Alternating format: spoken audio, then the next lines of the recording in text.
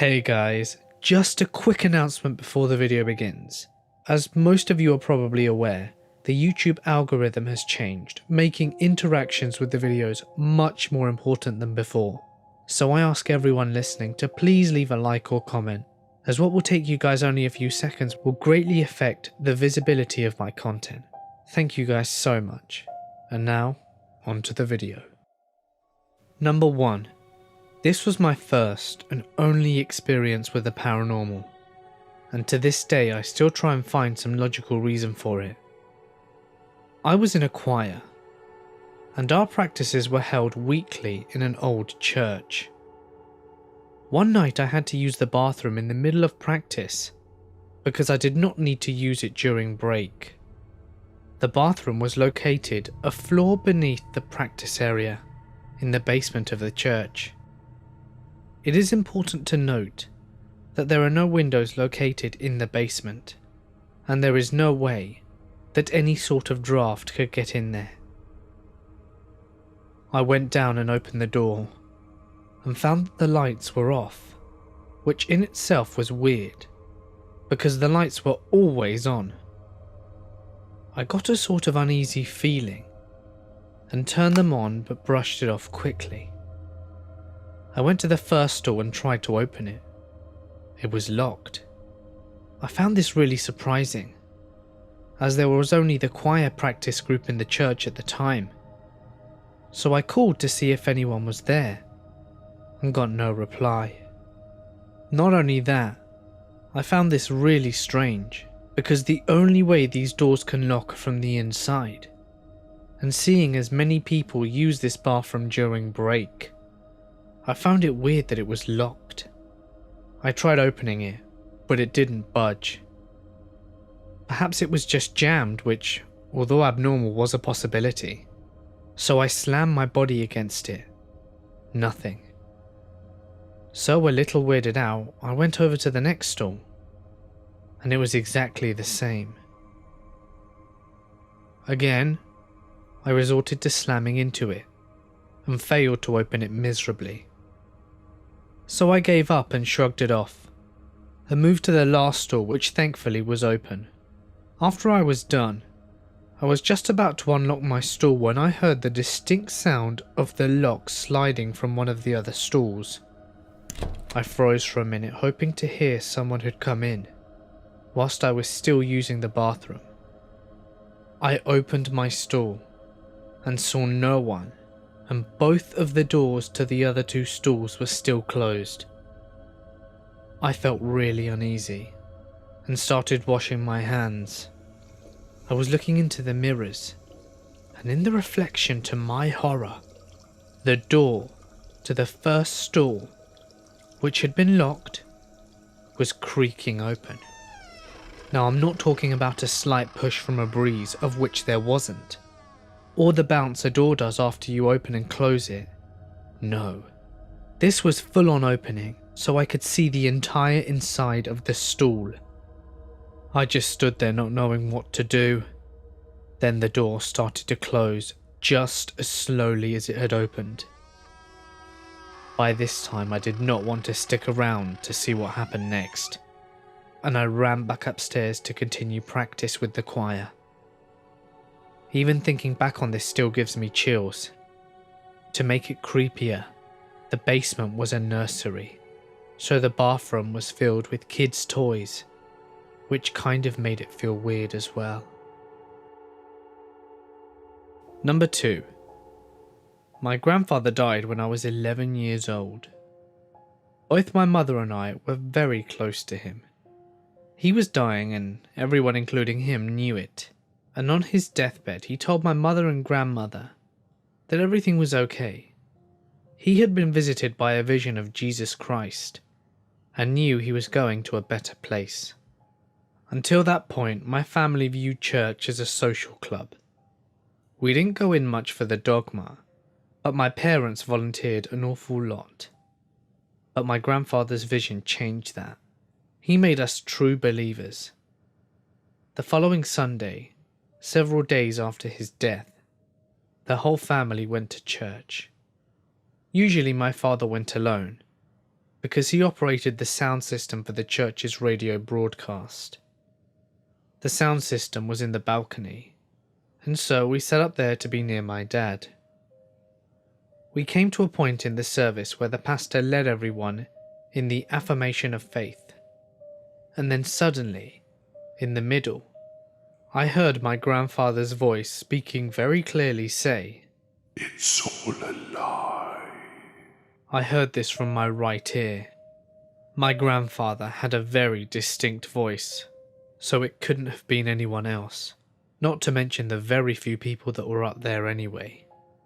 I turned to my right, half expecting to see him sitting there, and instead I saw my mother, white as a ghost and wide-eyed. Did you hear that? Did you hear him?" she said. "Yeah." "Was that really him?" I asked. She just looked at me. "Did you hear him say, 'This is all a lie'?" she asked. We had both heard him loud and clear. Neither my grandma nor father had heard it, even though they were right next to us. My grandfather was a thoughtful and considerate, loving man, and a hero in many ways. I won't go into his long record of military service, but my mum and I believe that he told us about seeing Jesus Christ to comfort my grandmother. But seeing how hard we fell into the religion, he wanted to correct himself and let us know that he was still around at the same time. There were other things that occurred around the time that made us feel as though he was still with us for a while after his death. Certain smells and dreams I had and things like that. My mother and I found it hard to take church seriously after that, and we ended up slowly drifting away from the organisation. Number 3. A couple of my friends had recently opened up a breakfast restaurant in an old historic mining town, and later also decided to purchase the nearby church. This is in Jerome, Arizona. They were going to try and fix it up and turn it into a bed and breakfast, or maybe just as an investment property to sell later for a profit. They had invited me up for the weekend to try their restaurant and visit with them too, but also to help out with some light cleaning and organising of the old church that they'd just bought. The deal was that I would get to stay in the church for the whole weekend, and all I had to do was help clean it up a bit and clear out some old stuff. I was single then, so I jumped at the offer. I should mention one thing though.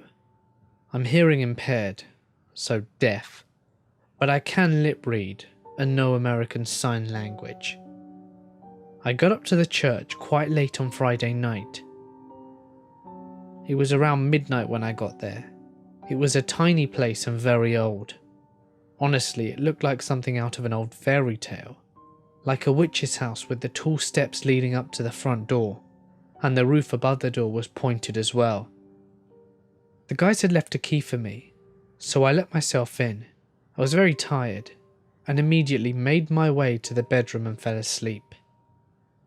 The very next day I started my day by heading over to the restaurant, and soon after I ate, I immediately went back to the church to start cleaning and clearing out the place. It took me all day to clean it. After around about 5 hours, I started to grow tired and wanted to rest for a little bit. The church had a small loft above the front door, and at the top of the loft was a small bathroom and a little sofa with a table and a lamp. I went up the stairs and laid down on the little sofa to take a quick nap. It must have been around 3 in the afternoon. As I was dozing off, I sort of opened my eyes and saw a woman sitting at the edge of the sofa by my feet.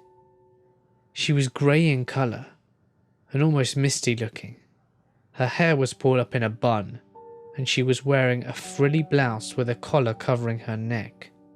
I figured I must be still dreaming or something, so I blinked my eyes, and she was gone. I couldn't rest after that. I felt really weirded out. So I got back up and started to tidy up the loft area. and when it was finished I went into the little bathroom to clean it, and immediately noticed that the water faucet was turned on. It had 2 faucets, one for hot and one for cold, and both of them were on full blast. Before anyone says, how did I not hear? Remember, I am hearing impaired. This really got me wondering how it could have happened, because no one else was in the house with me. It was a very, very small place, so I really doubt that anyone could have snuck in. I continued cleaning for the rest of the day, and it felt as if someone was watching me the entire time I was there. It was a very odd sensation. Later on I met my friends to give them back their keys, and told them about what I had seen. That's when they told me that they had had similar experiences in the place as well.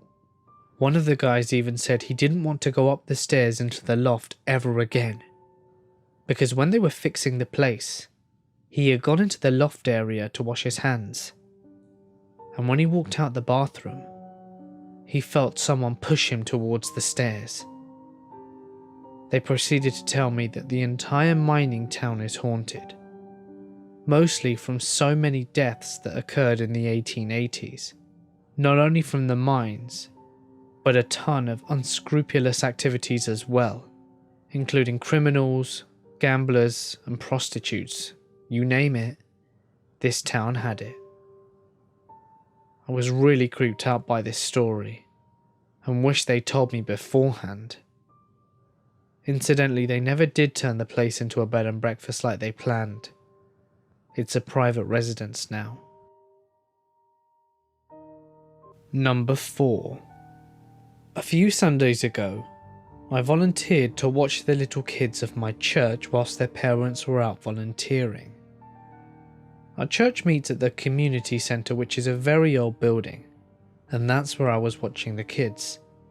One baby and 2 2-year-olds, a little boy and girl. And you're right, our church is very small. After the centre cleared out, it was just me and one other volunteer. She had the baby in a side room, trying to put him down for a nap. I had the 2-year-olds in the main room. I had had a weird feeling all day, and kept feeling as if there was someone standing behind me, but chalked it up to being alone in the building. The kids and I were sitting on the floor and were rolling a ball back and forth between each other, when the young girl asks if we can throw it instead. I say yes and stood up. She ran towards me and threw the ball just out of my reach. It went behind me, and I did not hear it bounce. That very second, the kids looked at each other and started giggling. I whirled around and saw the ball suspended in midair for a split second before falling to the ground. I stood there completely bewildered. I honestly had no idea what I had just experienced. The kids were just laughing in the background. They started pointing and saying what sounded like, "The man, the man." I didn't know what to say. I picked up the ball and kept on playing, but that event shook me to my core. Hey guys, it's Mort here, and thank you so much for listening. As I mentioned at the start, all comments and ratings are very much appreciated.